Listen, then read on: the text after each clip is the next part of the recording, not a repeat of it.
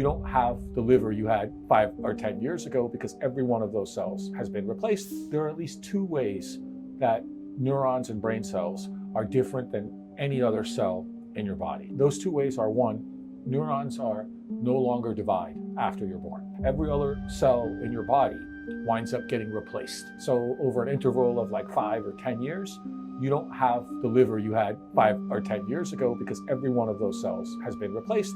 Whereas the brain we think that you were born with is the brain that you die with.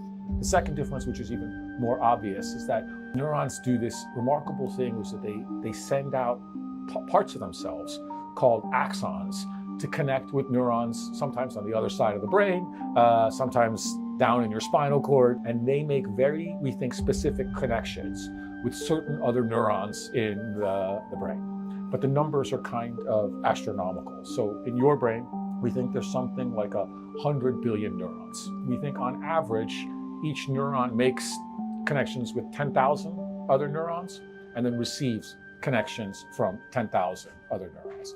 So if you multiply those numbers together, you get something like a quadrillion. That is 10 times more stars than there are in the Milky Way galaxy.